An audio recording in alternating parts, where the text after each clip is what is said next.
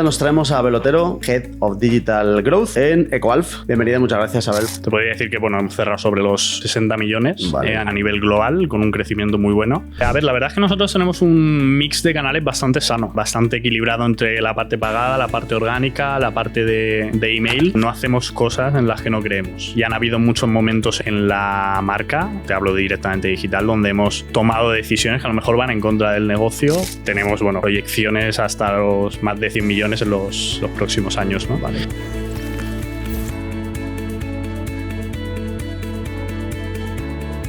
Hola, ¿qué tal? Bienvenida, bienvenido a Paradises, el podcast del equipo de Marketing Paradise. Te habla Jorge García, orgulloso cofundador de la agencia, y estás escuchando el que es ya nuestro programa 190. Y en el programa 190 nos traemos a Abel Otero, Head of Digital Growth en EcoAlf. ¿Qué tal? Correcto. Bienvenida, muchas gracias, Abel, por pasarte por aquí. Muchas gracias por la invitación. Tiene pinta de que no va a salir un programa divertido, porque ya nos estábamos enrollando. Sí, estábamos sacando temas antes de darle al rec. Solucionando el mundo con social y SEO y demás. Sí. Vale, vamos a intentar estructurar esto y luego ya vamos tirando hasta que nos dé la voz. Haznos, por favor, una presentación de EcoAlf. Todo el mundo conocerá EcoAlf, pero por entender un poco la historia de la marca, cuántos años tiene y lo que nos puedes decir de números del año pasado para tener un poco el contexto del bicho que tenéis. Vale. A ver, EcoAlf nace hace 15 años. Vale. Recientemente hemos como celebrado un poco el aniversario. Lo dicho, desde hace 15 años. Sí que es cierto que es un poco curioso porque EcoAlf nace como un proyecto. Al final, Javier, que es el fundador, venía de otras experiencias a nivel de emprendedor, de otras marcas y demás. Una marca que resonó bastante en España, Fun & Basics. Como que cambia un poco totalmente el tercio de ese modelo de moda a uno que no había nada en España. De hecho, él siempre lo comenta en muchas conferencias, muchas charlas que da, que por aquel entonces es que ser sostenible no era nada cool. O sea, sonaba hippie, sonaba a algo totalmente contrario a lo que hoy en día están un poco virando o intentando asociarse mucha parte de la moda, sobre todo. Entonces, hace 15 años nace EcoAlf y no es hasta unos años después donde realmente empieza con la primera colección.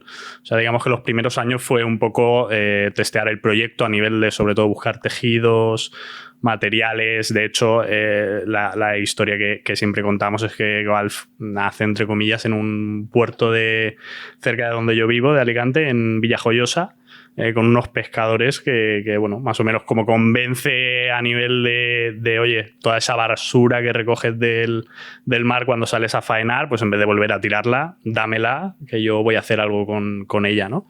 Y pues fíjate, desde aquel entonces, 15 años después, en lo que se ha convertido hoy la marca, pues la verdad es que mola mucho tener la oportunidad de trabajar realmente en una marca que tiene una historia detrás verídica, real y un propósito. Qué guay. Vale, y por entender la actualidad, ¿cuántas, más o menos rango de facturación en cuánto movéis en 2024? ¿Qué rango nos puede dar? ¿Puro digital? Y luego, ¿cuántos puntos físicos tenéis? Preguntas amplias, ¿eh? A ver, no te puedo dar dato exacto porque recientemente hemos cerrado año fiscal 24-25, pero hemos tenido un muy buen año, un año que nos ha servido un poco también para reestructurar ciertos puntos de la empresa, establecer prioridades a nivel negocio, canales y demás. Te podría decir que hemos cerrado sobre los 60 millones a nivel global, con un crecimiento muy bueno. Con un negocio bastante sostenible estamos, lo dicho, sentando un poco las bases del crecimiento futuro. Tenemos proyecciones hasta los más de 100 millones en los próximos años, ¿no? Vale. Y luego a nivel digital, pues la verdad es que venimos en un momento bastante dulce. Yo que si quieres luego te cuento, pero he pasado por otras marcas que también han tenido crecimientos muy acelerados. Digamos que vamos poquito a poco, pero con un negocio, como te he dicho, muy, muy sano, que no genera pérdidas, que es EBITDA 100% positivo. Y el año pasado cerramos por encima de los 10, en digital. Nosotros, bueno, dividimos digital entre la parte marketplace y la parte online pura. Y bueno, proyectamos para este año pues crecimiento entre 20-30%. O sea que bastante bien. O sea que más o menos de los 60-10 pueden ir full digital, aprox, ¿no? Bueno, si sumamos marketplace y online, estamos más o menos en un peso sobre el 20%. Un 20%. El total de la compañía. ¿Y el resto viene de físico? ¿Cuántos puntos tenéis, más o menos? Puntos a nivel Europa global. Bueno, nosotros dividimos la parte wholesale, que tiene el mayor peso para nosotros. De hecho, Ecoalf nace como una marca wholesale. Digital no empieza hasta 2015-17, más o menos en ese rango. O sea, empieza como una marca puramente física.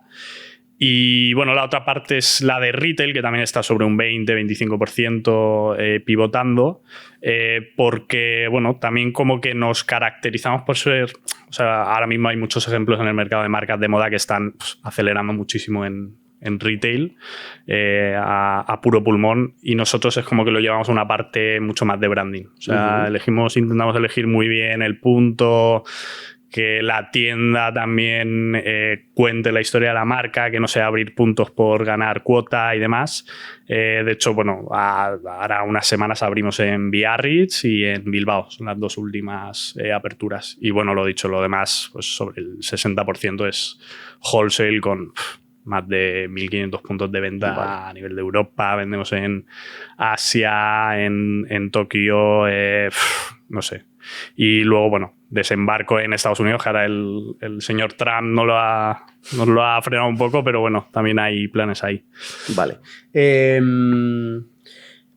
¿Cómo es la estructura dentro de Ecoalf para gestionar ese 20%, los 10 kilos más o menos que puede facturar en digital? ¿Cuánta gente sois y cómo estáis distribuidos? ¿Cuánta gente crees que podemos ser? Para un negocio, ya te digo, entre 10 y 15 millones. Apostaría que menos de los que deberíais. Fíjate lo que te digo. Correcto. Sí, ¿verdad? Es que, suele pasar en digital. Sí, además te lo iba a decir. No equipos pequeñitos. Da igual, sí, pero sí que las marcas son capaces de construir con muy poca estructura algo muy escalable, tío. A ver, obviamente nos apoyamos en otros equipos muchísimo en la parte de marketing. Nosotros dividimos lo que es digital, e-commerce de marketing. Pero lo que es puramente en digital, pues nada, somos 5 o 6 personas. ¡Wow! 5 o 6 personas. ¿Y qué perfiles? Más o menos, ¿qué bueno, es? Tenemos, aprovecho y mando saludo al equipo, pero bueno, tenemos un perfil especializado en lo que es toda la parte de desarrollo. Nosotros estamos en Shopify, o sea que eso a nivel de agilidad, pues es un mundo. Es un mundo. Yo que también vengo de haber trabajado con agencias a nivel de desarrollo y demás, pues es tremendo. Luego, bueno, estoy yo en la parte más de adquisición, performance, growth y demás. Luego tenemos 2 perfiles más puramente de e-commerce, a nivel de la web, a nivel de product management. Gestión de catálogo y tal, ¿vale? Luego otro perfil más enfocado en la parte marketplace, operaciones, y luego está Jimena, que es un poco la directora del departamento del área digital. Vale, hay una directora digital y a partir de ahí hay una serie de perfiles. Sí. Por cómo lo cuentas tú, más allá de lo que podáis tener externalizado, el peso del crecimiento que es un peso duro, porque no es lo mismo tener la responsabilidad bueno, da igual, de otra cosa que del crecimiento. ¿Tú eso cómo lo llevas? O sea, ¿tú estás acostumbrado ya a que te pidan y te demanden crecer los sitios donde vas? Porque vienes de otras marcas ya, conocías el mundo de la moda, aunque sea de otro tipo de producto, lo que sea. ¿Cómo llevas tú personalmente tu rol profesional? Bueno, aquí aprovecho y si quieres te cuento un poco la trayectoria, porque yo realmente yo estudié publicidad, ¿vale? Y mi perfil estaba totalmente enfocado a otra historia, más a la parte, pues, agencia creativa, copy y demás. Pero sí que es cierto que, bueno, desde yo empecé a currar, pues, 3º o 4º de carrera en una agencia, y a partir de ahí empecé a tocar un poco la parte digital. En aquel entonces resonaban los hawkers y compañía, entonces aquello como que me cambió muchísimo la idea, ¿no? Y bueno, nada, a partir de ahí salté a otra marca de de gafas de sol, no Hawkers, otra competencia que, bueno, a nivel de crecimientos, pues exigencia máxima, doblando año tras año, mucha inversión detrás a nivel de paid, etcétera. Ahí hice mis primeros pinitos, estuve 3 años con ellos, luego pues, salté a otra marca que, bueno, la verdad es que a nivel de crecimiento ha resonado mucho en España, Hof, donde estuve también 3 años llevando la parte de adquisición, performance y demás, y lo dicho, pues con crecimiento doblando año a año, mucho push en todos los canales. Y nada, recientemente hace 1 año me incorporé a EcoAlf y un poco... sí que es cierto que ves el cambio de decir, oye, estoy en proyectos de mucho crecimiento sin mirar quizá la parte de abajo tanto. Vale. Y aquí es mucho crecimiento y mirar la parte de abajo también.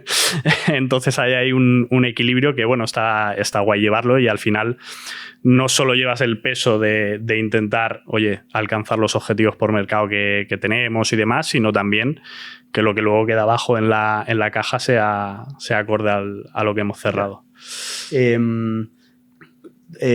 ¿Tienes una franja de inversión pura en paid que hagáis en un año normal? En plan, ¿estamos hablando de $500,000 euros? ¿Estamos hablando de 1 millón? ¿De 200.000 euros? Bueno, desde hará, ya te digo, yo llevo 1 año. Te puedo decir que sobre el año pasado hemos incrementado el peso de la inversión, o sea, el volumen de la inversión sobre un 30-40%. Vale. Y bueno, sí, nos plantamos ya en cifras bien, en las que se pueden hacer cosas por encima de... Entiendo que ese aumento en la inversión es una buena noticia porque al final estáis consiguiendo... O sea, podría no serlo en plan de cada vez hay más competencia y, oye, tenemos que renunciar a margen para que el CAC nos tiene que subir y es que si no, el negocio no vale. Pero claro, tú acabas de decir que, ojo, porque la parte de generar beneficio es crítico en el proyecto en el que estás. No 100%. Puedes ir a quemar dinero y luego ya veremos 100%. Cómo le sacamos al usuario 200 ventas al año. Exacto. O sea, llegas a donde llegas. ¿Cómo ves ese mundo, tío? ¿Cómo ves el mundo de las plataformas de la inversión en paid? De cada vez hay más marcas, pero las que están arriba cada vez son más grandes y las que están en... O sea, ¿cómo ves tú un entorno que conoces muy bien, que llevas años en todo lo que tiene que ver con paid, ¿verdad? ¿El paid es algo que lideras tú o que tenéis externalizado? La gestión... O sea, lo lideramos internamente, pero bueno, lo tenemos externalizado con un partner. Vale. Hacemos ahí un poco el... ¿Qué le dirías a una marca que quiere hacer 5 millones de aquí al 2030? O sea, algo no muy ambicioso. ¿Que empieza de cero o que tiene Empieza de cero, en plan de, oye, quiero crear una marca. ¿Qué le dirías en cuanto al paid? A ver, aquí sí que es cierto que hay como un abanico de opiniones. También... O sea, yo que soy un usuario bastante heavy de redes y de LinkedIn y demás, te encuentras opiniones de todo tipo y yo creo que también depende mucho del contexto que haya vivido cada uno. Yo realmente lo que he vivido a nivel de paid y demás, pues han sido, no es por echar flores, pero vamos, éxitos y casos de éxito, ¿no?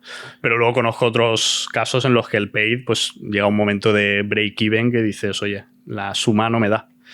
Entonces yo creo que depende mucho del proyecto. Sí que es cierto que empezando desde cero quizá se me haría complicado empezar una marca o un proyecto y meter todos los huevos en la misma cesta, por así decirlo, ¿no?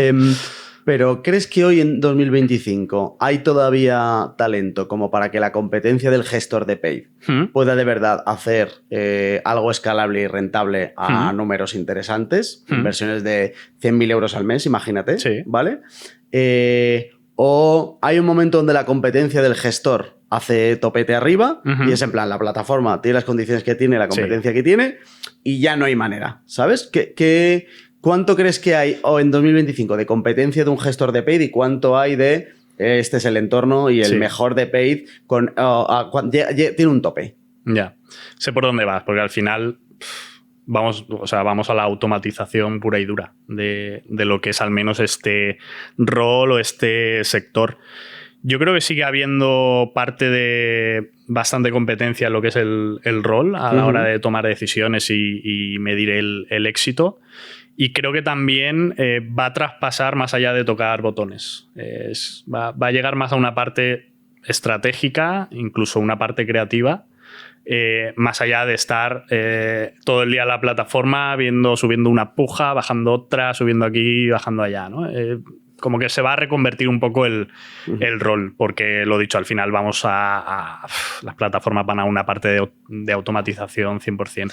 Por lo menos de la parte táctica, ¿no? O sea, hablábamos antes de darle a grabar de cómo está empezando a encontrarse una sinergia entre el equipo de social y el equipo de SEO, de oye, pues a lo mejor hay que fomentar una sinergia que a veces se da y otras no, entre alguien muy creativo y alguien muy de conocer las plataformas de paid. Porque si ya vamos a salir del CPC y el CPA y tal, porque eso se supone que vamos a tener, queramos o no, que confiar en la máquina, claro, esto tampoco va a terminar en un escenario en el que tú metas dinero como si eso fuera la caja el cajero automático 100%. Y a ver cuánto sale, porque si no va a ser una suerte de lotería entre todas que no tendrá sentido. La parte estratégica y el entender un poco qué se hace, y apostaría que cada vez más la parte del producto, que al final es crítico para que las campañas te funcionen, seguramente el mejor gestor de paid con un producto de mierda no hubiera conseguido los números que has podido conseguir tú en los productos que tenías, ¿no? Mejor habrías conseguido números, pero no rentables, seguramente. Yo es que lo asemejo mucho a la Fórmula 1 incluso. ¿Qué rol tiene un piloto hoy en día? Pues obviamente hay una parte detrás de mecánica, de aerodinámica, de ingeniería, que hace, pues te podríamos decir, casi el 80% del éxito de un equipo, o una carrera, un piloto. Pero ese 20% está detrás también de esa ingeniería, de esa aerodinámica, de conocer, pues en este caso, el producto y demás. De hecho, nosotros en EcoAlf cada vez estamos más integrados en lo que es el equipo creatividad digital. A nivel de, pues, o sea, creemos firmemente de que la parte al menos de paid y, bueno, la parte de paid, de contenido y demás, hoy en día más que nunca está centrada en la creatividad. Y es donde también estamos poniendo mucho el punto, ¿no? Fuera de digital, ¿tenéis un equipo de creatividad? Sí, bueno, tenemos lo que te decía antes, nosotros dividimos lo que es marketing general en la parte digital y la parte más de brand, podríamos decir, y luego en ese equipo de brand o de marketing más tradicional, pues tenemos perfiles de prensa, de PR, el equipo de social, de redes orgánicas, luego el equipo de diseño, etcétera. Pero bueno, al final es conjunto todo, ¿no? Eso te voy a decir, al final social sí que es como muy de digital. Sí. Vale. Sí. Vale, pues quería tirar del hilo un poco del tema de la marca. Tú te has presentado, llevas como 1 año y pico en EcoAlf, ya te has presentado en un sitio donde había una marca ya bastante reconocida, y ya no solo reconocida, sino además muy asociada a determinados atributos, ¿vale? Que al final es un poco los atributos que yo como cliente tengo, con los que tengo que resonar o que me tienen que resonar para gastarme 80 euros en una sudadera de EcoAlf y no de otra cosa. Tengo 2 preguntas con esto, y es, 1, ¿cómo a alguien que tiene el objetivo del growth, que lo primero que te sale es los números y el performance y demás, cómo te relacionas tú con algo más intangible como lo que es la marca como tal, ¿vale? Que al final, cuando estamos desde el cliente, todos sentimos lo que es una marca porque es una de las razones por las que compras, pero muchas veces desde dentro de la marca a veces no se apuesta tanto como por esto. Creo que hoy tenemos aquí un ejemplo muy bueno de haber apostado por la marca, y querría saber tú cómo vives, sufres o disfrutas el tener una marca tan fuerte para tu trabajo luego de, oye, que tenemos que crecer, Abel. Y 2, con un perfil como el tuyo que está muy acostumbrado a saber qué te está dando cada palanca para saber un poco cómo tocar, ¿cómo tú personalmente convives? ¿Cómo convivís los que estáis más cerca del performance y del número y del método 1 y cuánto vuelvo, con algo mucho más difícil de medir como es la marca? Sí. Pregunta amplia, ¿eh? Pregunta amplia. No tenemos prisa. Nosotros siempre decimos internamente que no hacemos cosas en las que no creemos. Vale. Y han habido muchos momentos en la marca, y ya te hablo directamente digital, donde hemos tomado decisiones que a lo mejor van en contra del negocio por preservar y mantener un poco esos atributos o esa historia que tenemos o ese mensaje y misión, ¿no?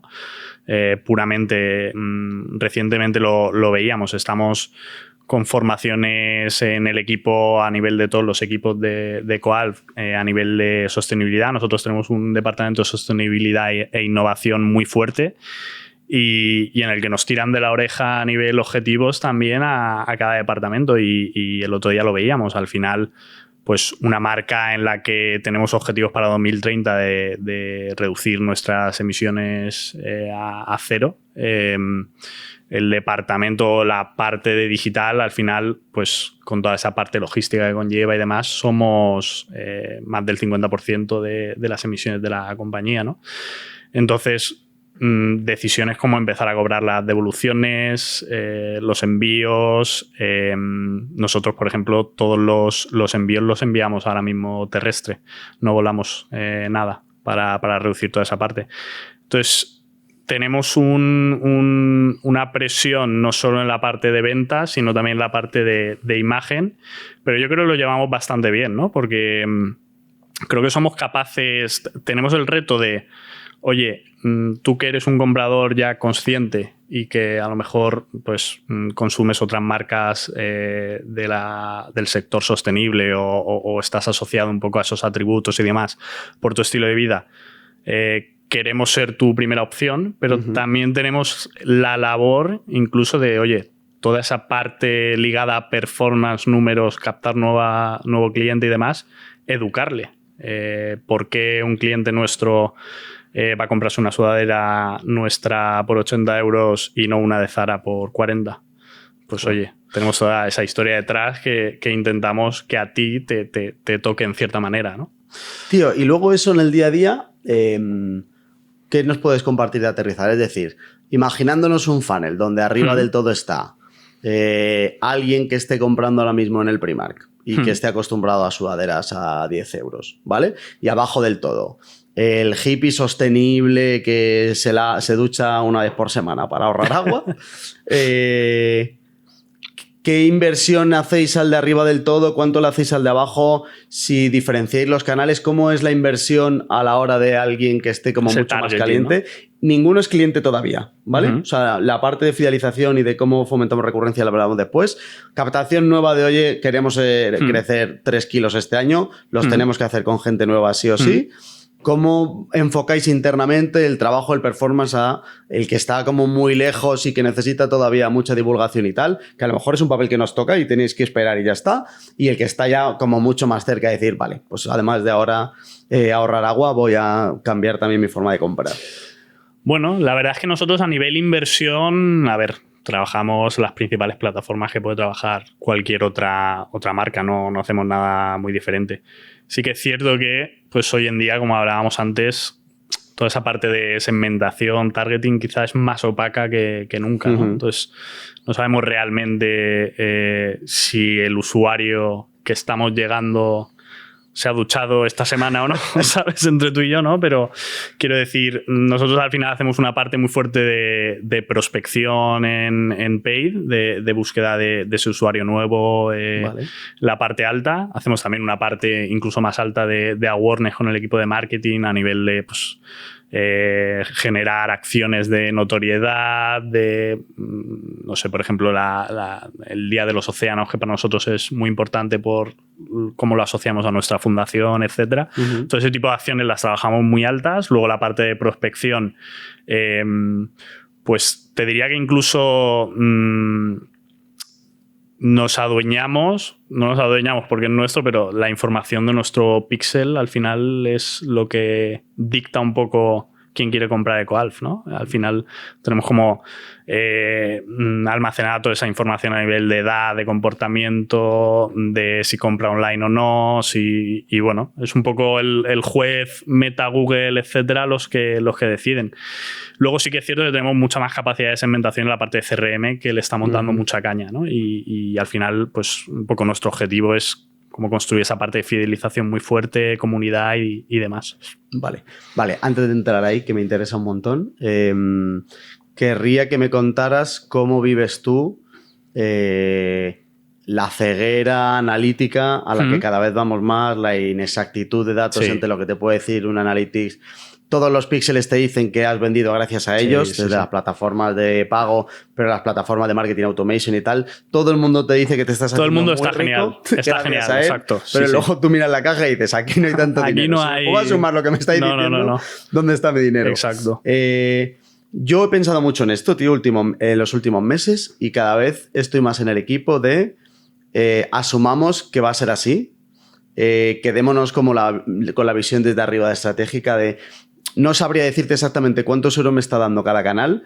Sé que la inversión general me sale a cuenta, sé que todos los canales me están ayudando. Sí, bueno, sé es un que poco el resumen, ¿no? Que al final la persona igual ha pasado por 3, 4, 5 canales y abandonemos la idea de que podemos atribuir exactamente a cada canal lo que ha influido y tal, y entender un poco que esto cada vez es más de, oye, un sistema que funcione con más canales que se complementen y tal, que seguir luchando con las 19ª soluciones que salen todos los días en plan, con esto vais a medir genial y vais a atribuir genial y tal. Porque cada vez vamos a lo contrario, ¿no? Es frustrante, sí. O sea, nosotros también hemos aprovechado este año para oye, sentar las bases de lo que es nuestro stack tecnológico, incluso a nivel, oye, qué herramientas usamos, cuál es nuestra plataforma, incluso árbitro, que vamos a tomar como referencia para decir, oye, subo aquí o bajo aquí, vale. Que luego el otro me diga que está mejor que el otro y duplique conversiones o no, ¿no?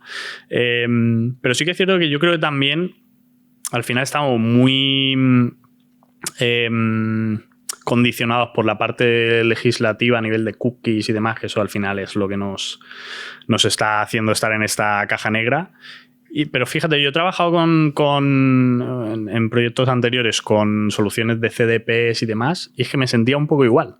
Un poco igual. O sea, se supone que tengo que mirar aquí, que aglutina todo en base a lo que yo le he dicho que para mí le voy a dar más rédito a una conversión.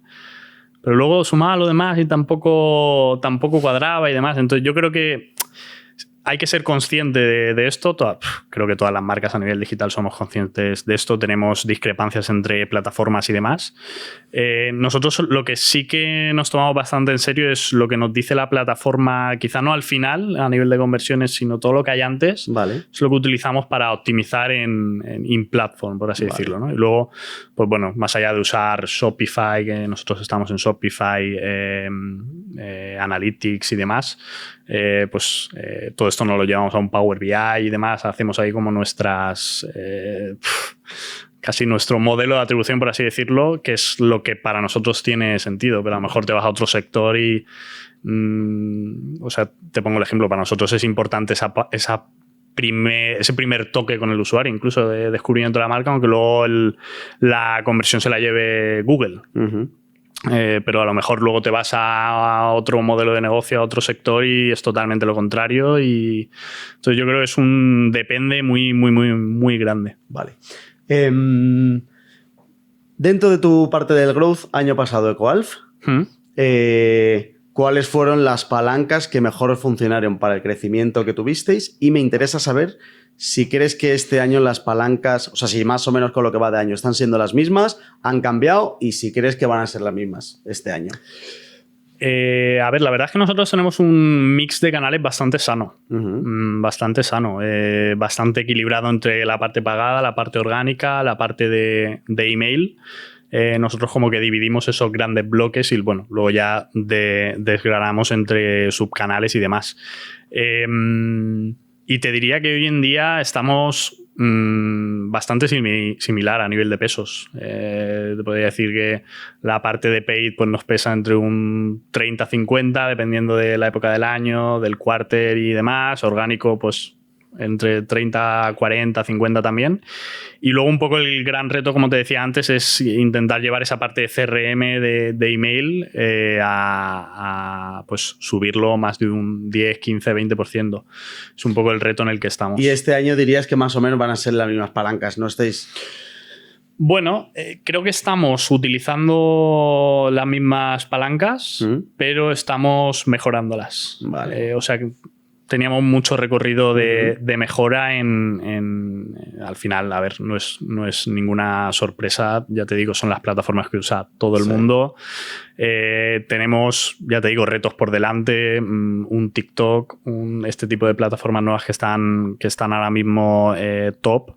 Es un poco ya más reto interno a nivel de marca, pero lo que es nuestro stack y mix de canales, sí, más o menos está siendo el mismo. Vale. O sea, estáis más centrándose en mejorar cada canal individual que en añadir nuevos, ¿no? Sí, de hecho lo estamos mejorando bastante. Es interesante, tío, porque muchas marcas cuando les vienen con el objetivo de, oye, el año que viene hay que hacer un 30% más, ¿no? Imagínate, en plan, oye, este año en vez de 10, 13. Bien.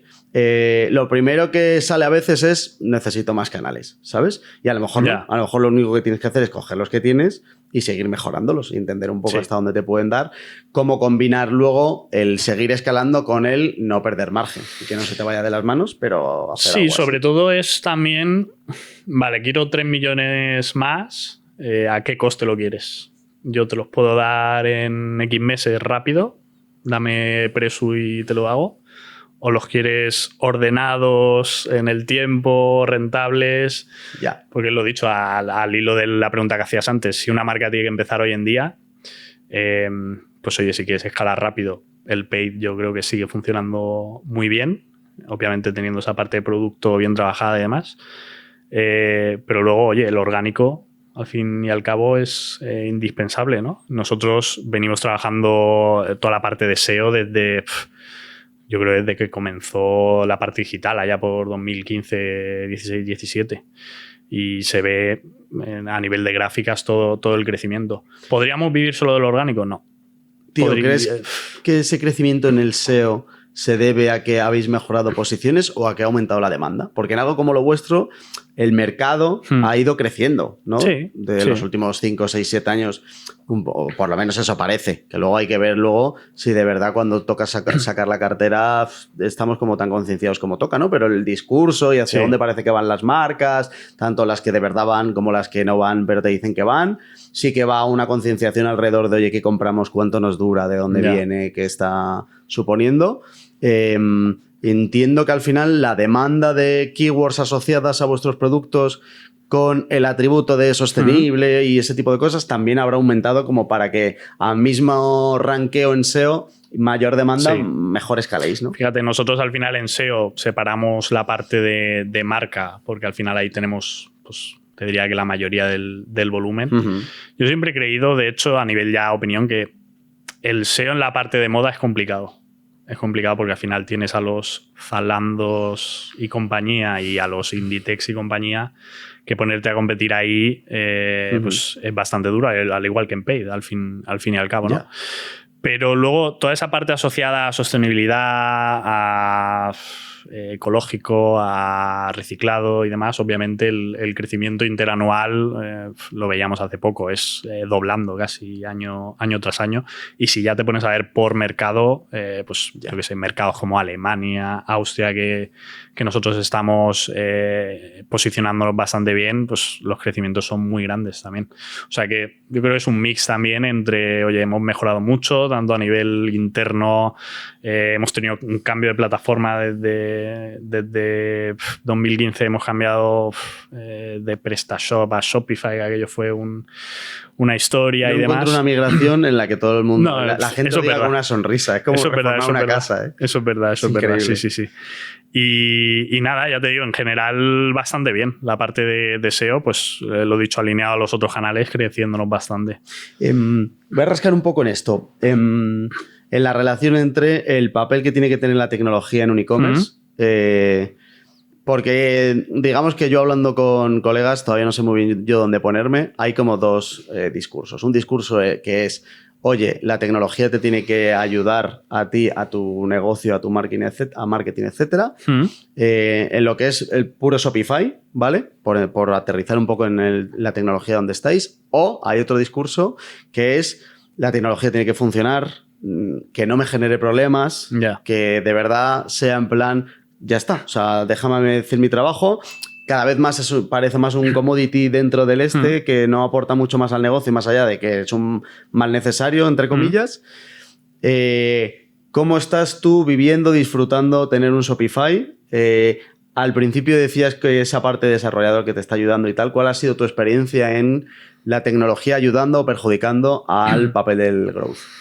Fíjate, yo he trabajado...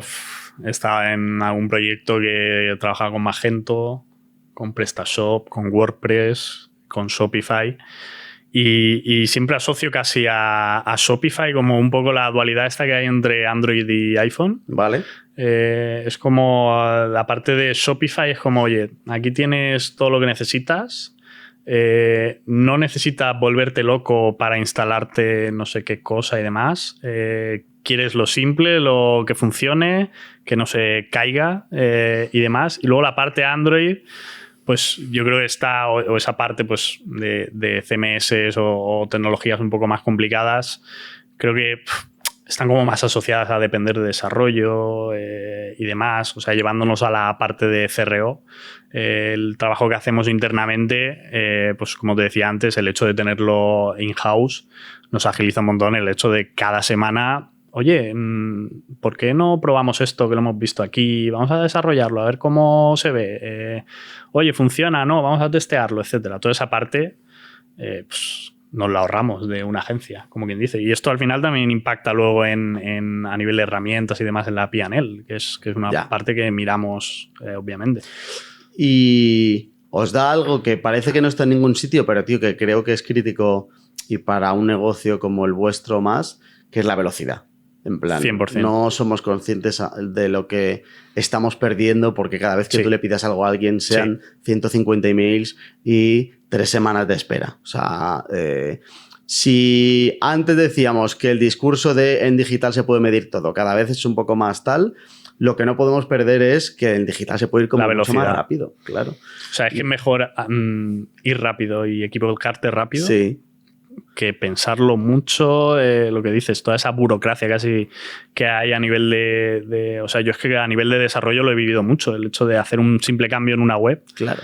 Se te demora en un mes. Lo que comentábamos antes de que sois pocos también os da eso, ¿no? Sí. Esa velocidad de decir, oye, pues que se me ha ocurrido esto, pues se lo pido al de al lado. Más allá de que en el equipo cada uno más o menos tenga su área, su rol, somos súper multitasking. Yo me meto en una cosa, otra persona del equipo se mete en otra y demás. O sea, eso nos permite, como dices tú, pues ir súper rápido a la hora de testear y probar cosas. ¿Hay algo que hayas probado en Ecoalf de, oye, creo que vamos a hacer esto, esta palanca, un canal, dentro de un canal, una red de concreta, lo que sea, que no le hayáis como encontrado el truco? ¿Algún fallo de decir, oye, yo creía que esto iba a funcionar? ¿Algo que tú descartas hoy en día en plan de, oye, es que esto no hay manera de... ¿Sabes? ¿Algo que se te haya atragantado? Algo que se nos haya atragantado. Yo creo que más que un canal o una acción que hayamos hecho y demás, creo que es más a nivel interno nuestro, como estar obcecados en algún mercado, por ejemplo. Vale. Que por lo que sea, pues a lo mejor no tenemos aún esa presencia que necesitamos o ese nivel de awareness de marca, o por lo que sea el mercado no está funcionando en esta colección y en invierno sí. Yo creo que ha sido más... Te podría decir que eso que a nivel palancas que hayamos utilizado o cambios, porque ya te digo, la verdad es que venimos de un par de años mejorando, pues te diría que casi todas las métricas contra el año anterior. No solo de tráfico y demás, sino cosas como el UPT o la cesta media, todo este tipo de métricas un poco más secundarias, entre comillas, las estamos mejorando bastante. Qué guay. O sea que a lo mejor es verdad que podéis tener la hipótesis de, oye, nos vamos a Turquía, lo vamos a petar, el mercado está preparado, y o llega la marca antes y se ve más, o cuando llega la parte un poco de poner el TPV, cuesta, ¿no? Sí. O sea, de hecho nos pasó con UK, por ejemplo. Nos pasó con UK que, bueno, tú mirabas las métricas de UK y, oye, sobre el papel era todo... ¿Por qué no invertimos más aquí? ¿Por qué no hacemos más push? Fíjate que Coalf, nosotros hacemos en digital pues sobre el 90%, 95% de la facturación en 5 o 6 mercados. Entre España y Europa, Alemania, Austria, mercados principales.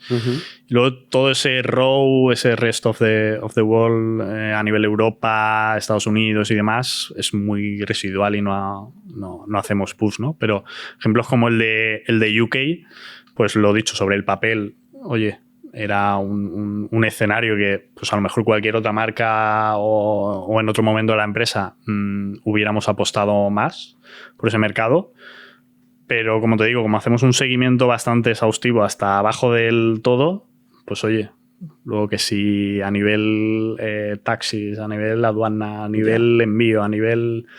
no salían los números como queríamos. Claro. Vale.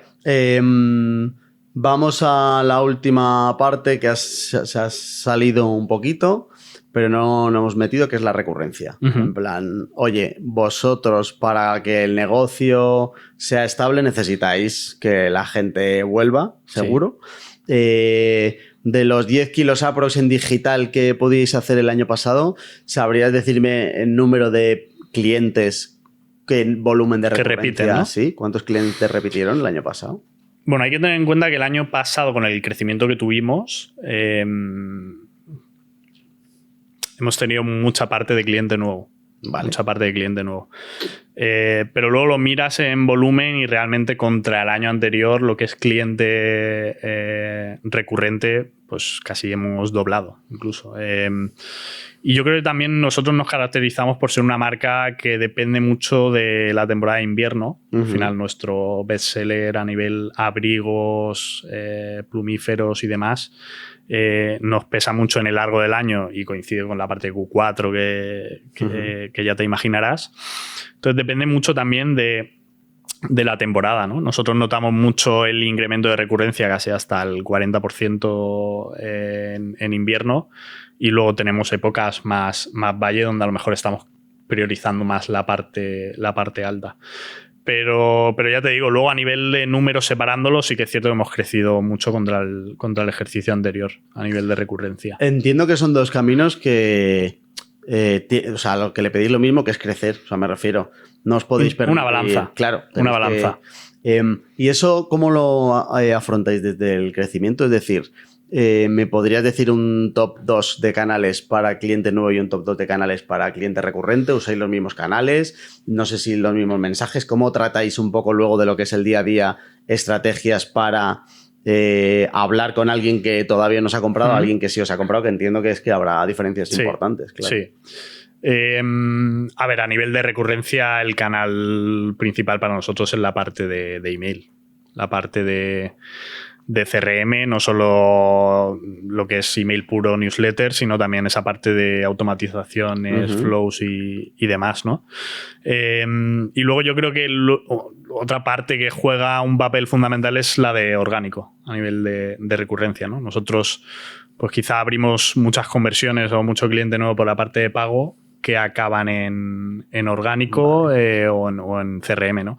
Y aparte, pues toda esa parte de loyalty que estamos desarrollando un plan bastante fuerte, pues al final el objetivo es que nos impacte mucho ahí, ¿no?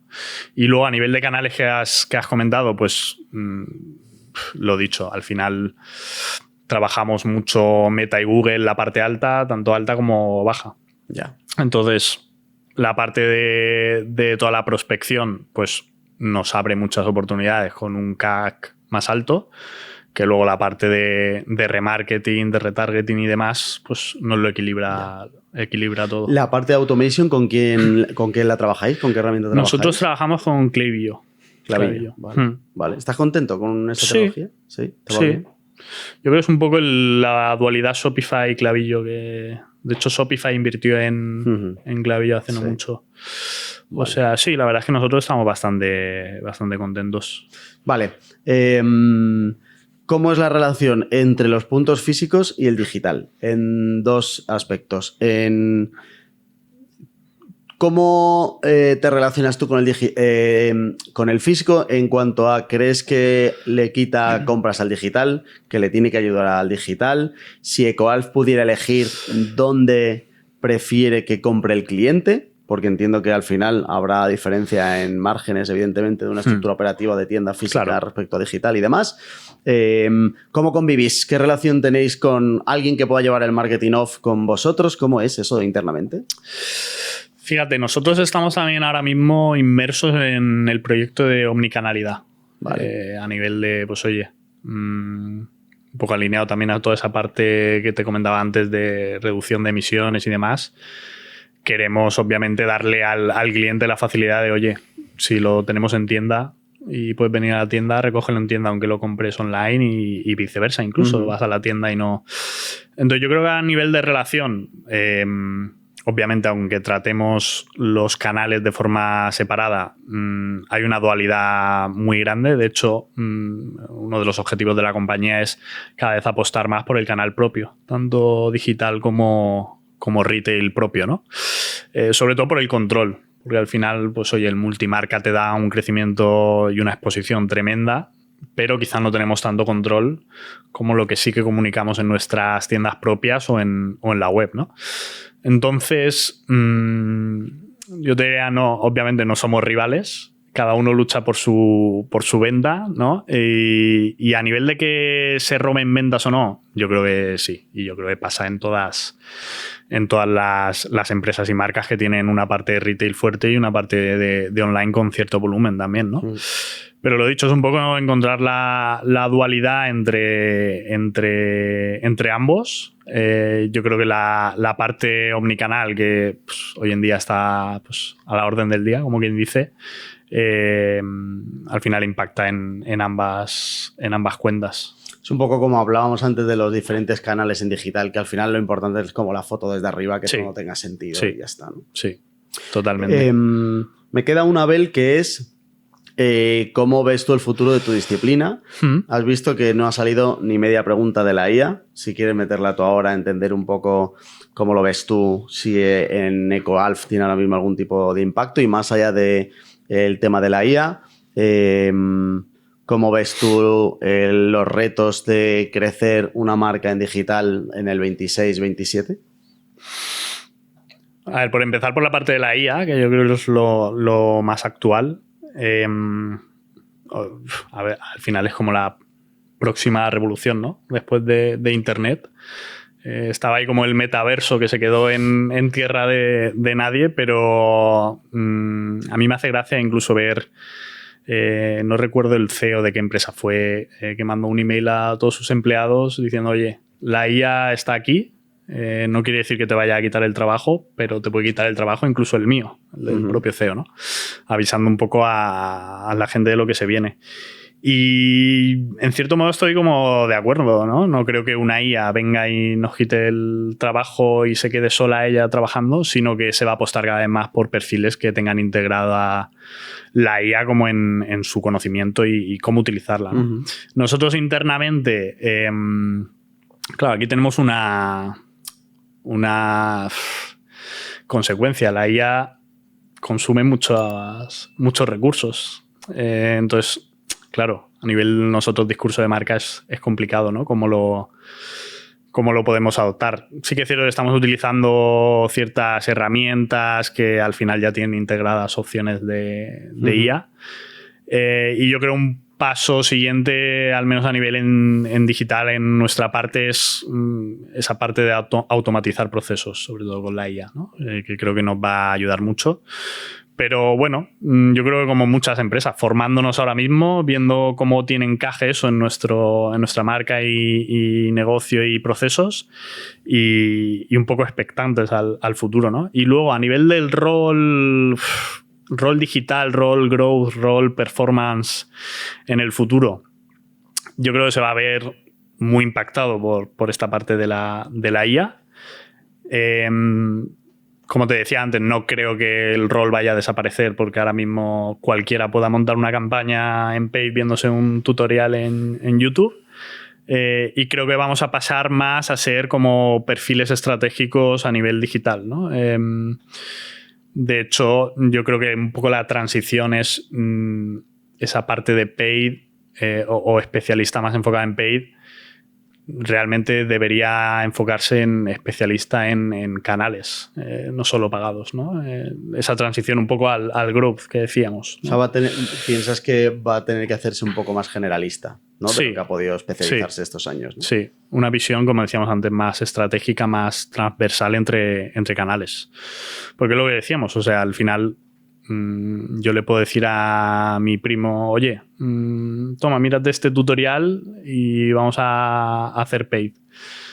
Pero el hecho de interpretar ese dato, el hecho de pensar por encima es lo que va a jugar el papel, ¿no? Entre unos y otros. Y que al final, lo comentábamos antes, vamos a un mundo en el que la relación entre las disciplinas cada vez va a implicar multiplicar los resultados. O sea que al final, para mis campañas de paid, me va a venir muy bien la estrategia que hagamos en orgánico, los contenidos que tengan orgánico, alguien creativo, alguien de tecnología, alguien de SEO para las búsquedas en orgánico. O sea que al final vamos más a cómo fusiono canales, cómo social orgánico me puede ayudar uno a captar potencia a emails. otro, etc. O sea, es que de verdad que vamos ahí. Vamos hacia eso, pero a su vez, como decíamos, vamos a no poder medirlo casi. Sí, más ciegos y más juntos. Más ciegos y más juntos, sí, totalmente. Muy bien.